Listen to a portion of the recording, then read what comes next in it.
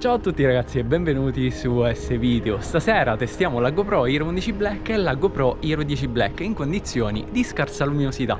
Le GoPro per questo test sono impostate in 4K a 25 fps e proprio per questo video sto utilizzando un faretto che adesso disattivo. Disattivandolo la situazione è questa, quindi come possiamo vedere il faretto diventa fondamentale per questo tipo di riprese con entrambe le GoPro. Prima di tutto vediamo la differenza dei valori ISO lasciando l'otturatore in automatico.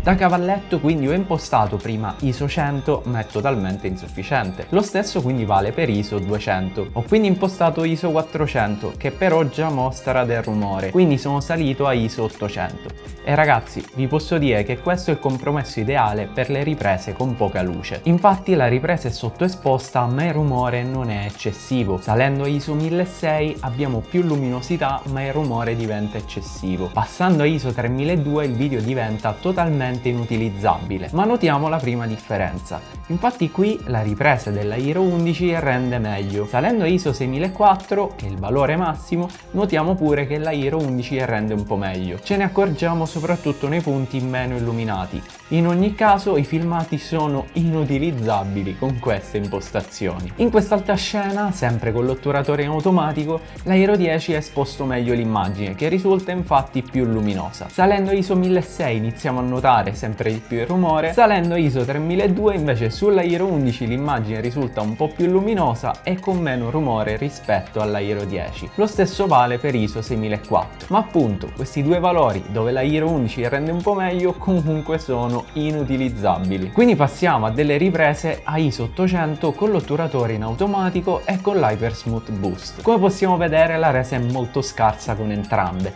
ma forse la Hero 11 gestisce un filo meglio la stabilizzazione. Ma anche qui ragazzi a mio avviso la qualità è troppo bassa in entrambe per delle buone riprese. Questo perché la stabilizzazione della GoPro ha bisogno di molta luce per funzionare bene, perché deve avere un tempo di scatto veloce ed il minimo indispensabile è circa un centesimo di secondo. Quindi vediamo un esempio sempre con l'otturatore in automatico, ISO 800 e Hyper Smooth Boost. Il risultato è molto insoddisfacente. Allora adesso accendiamo un faretto e la situazione migliora, ma abbiamo sempre l'effetto mosso. Quindi adesso, sempre col faretto acceso, impostiamo un centesimo di secondo. Come vediamo la ripresa è più scura, ma adesso l'effetto mosso è scomparso. Impostando un centesimo di secondo avremo quindi anche la possibilità di fare video un po' più movimentati. Quindi tirando le somme, la Hero 11 Black si comporta un po' meglio rispetto alla Hero 10 Black, ma solo ad alti ISO, ovvero ISO 3200 e ISO 6004.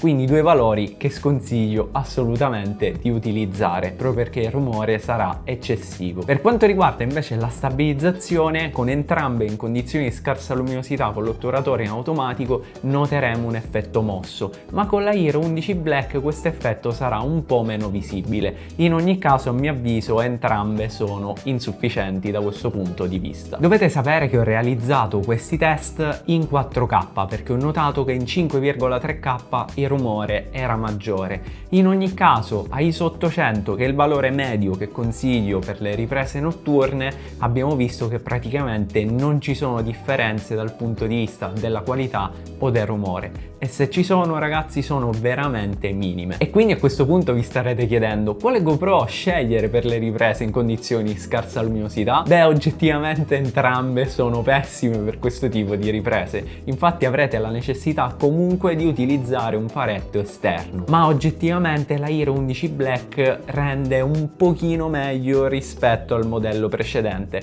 ma in ogni caso nessuna delle due raggiunge la sufficienza. Per questo motivo non ha senso scegliere la Hero 11 rispetto alla Hero 10 solo per quanto riguarda le riprese in condizioni di scarsa luminosità. Infatti i pregi della Hero 11 Black sono altri e per scoprirli potreste dare un'occhiata a questo video. E come sempre, se il video di oggi vi è piaciuto potreste lasciare un like ed iscrivervi al canale.